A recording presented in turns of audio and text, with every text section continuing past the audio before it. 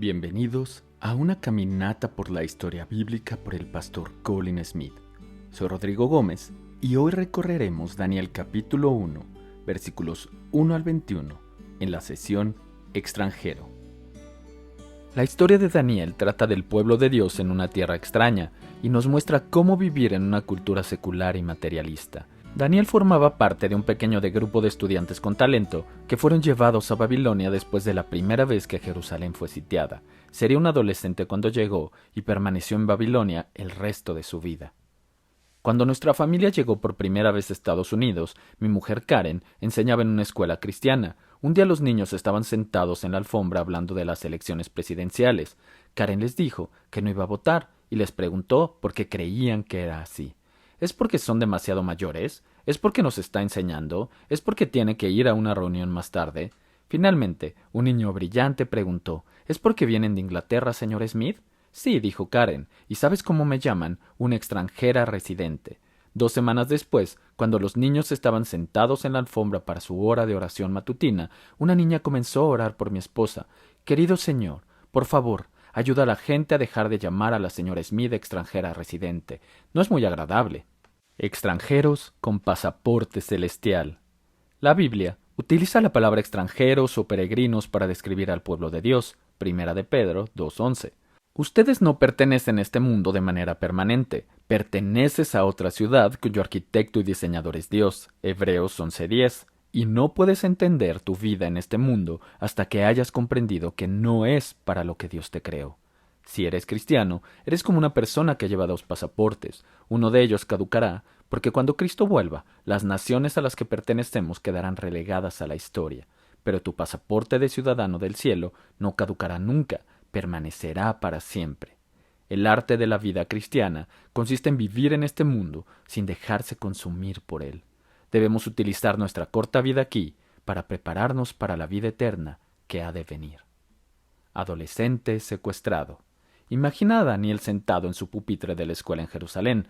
Llaman a la puerta. Un momento después, irrumpen 3 soldados del ejército de Nabucodonosor, y Daniel es llevado a 1000 kilómetros en Babilonia. Sus padres están angustiados y no pueden hacer nada para evitarlo. Pero cuando Daniel llega a Babilonia, descubre que lejos de ser maltratado y encarcelado, es tratado como la realeza y matriculado en una escuela de primera categoría. Ha sido seleccionado para participar en un programa de educación de primera clase que lo llevará por la vía rápida al servicio del rey. Si juega bien sus cartas, conseguirá un puesto importante en Babilonia. La presión por conformarse. Habiendo crecido bajo la influencia de gente piadosa, Daniel fue colocado en un nuevo ambiente donde era completamente anónimo. Los que viajan conocen esta presión. Cuando uno sube a un avión o se registra en un hotel, nadie sabe quién es. Puede ser quien quiera ser, y eso conlleva su propia presión. Daniel fue puesto bajo el cuidado de un tutor llamado Aspenaz, a quien se le asignó la enseñanza de la literatura y la lengua de los babilonios. Daniel 1:4. En Jerusalén, Daniel habría estudiado hebreo y aprendido la Biblia, pero la Biblia no estaba en el programa de estudios en Babilonia. En cambio, Daniel estuvo expuesto a todo un espectro de aprendizaje, la mayor parte del cual habría estado en conflicto directo con lo que se le había enseñado de la Biblia cuando era niño. Al llenar la mente de Daniel con el aprendizaje babilónico, Aspenaz estaba tratando de erosionar la fe distintiva de Daniel en Dios, de modo que al final de 3 años en la universidad emergería con una visión del mundo completamente babilónica. Seguiría siendo judío, por supuesto, pero pensaría y actuaría como un babilonio. Además de los retos del plan de estudios, Daniel se enfrentaría a la presión de su tutor y de otros estudiantes. ¿Cómo puedes creer seriamente que tu Dios es el único Dios? ¿Cómo puedes pensar que eres el único que tiene la verdad? Los jóvenes cristianos se enfrentan hoy a la misma presión en las universidades seculares. Los padres están a veces angustiados por lo que se enseña a sus hijos en la escuela. Los estudiantes a menudo estudian literatura que contradice directamente la verdad. Pero esto no es nada nuevo. Es exactamente la situación a la que se enfrentó Daniel, y Dios nos ha dado un modelo de cómo enfrentarse a esta presión. Lejos de abrumarlo, la educación secular de Daniel fue en realidad la que lo consiguió. En la bondad de Dios se convirtió en el yunque en el que su fe fue martillada hasta la madurez. El sabor de la vida de alta sociedad.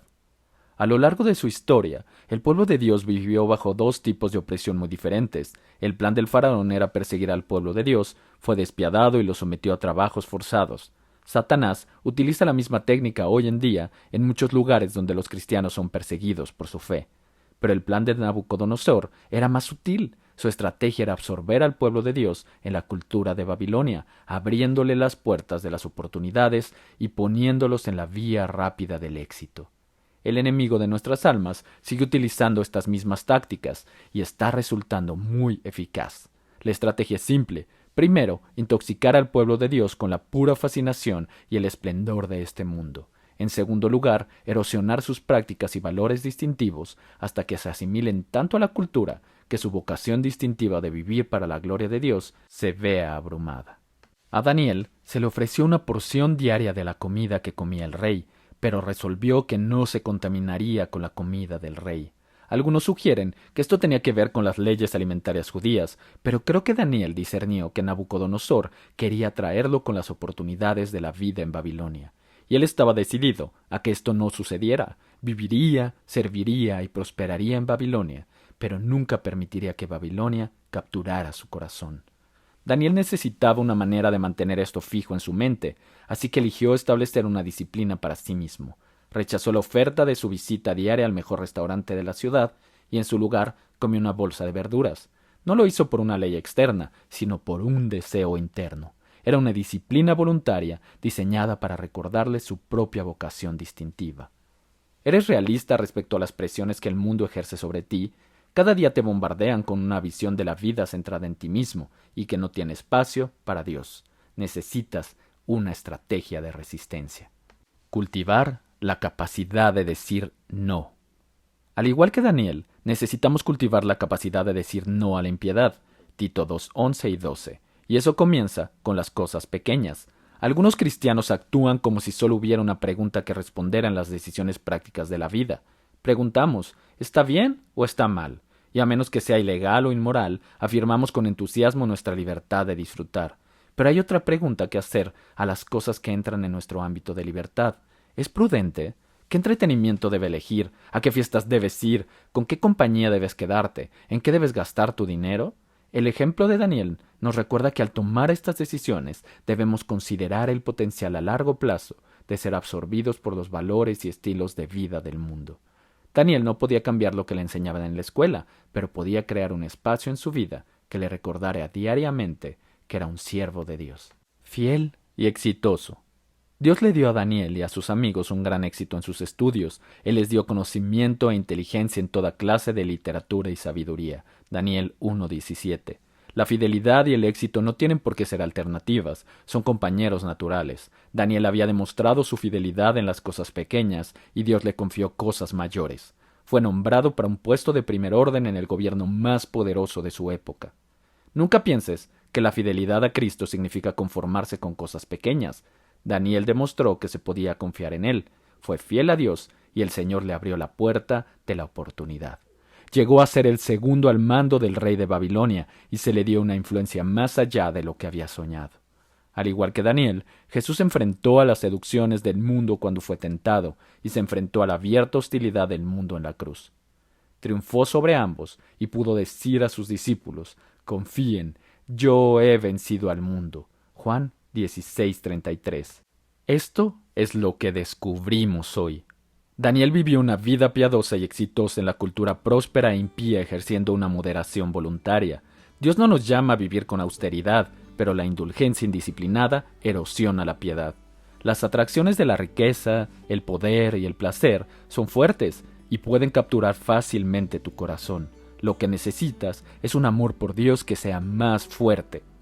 A medida que el amor por Cristo llene tu corazón, expulsará cada vez más los amores menores, que de otro modo te llevarán cautivo. Esto fue Una caminata por la historia bíblica por el pastor Colin Smith. Soy Rodrigo Gómez y espero que nos acompañes en la próxima parada de nuestro recorrido. Para más recursos de Abre la Biblia, como el programa de enseñanza del pastor Colin Smith, libros digitales y otros recursos para hacer crecer tu fe, visita abrelabiblia.org.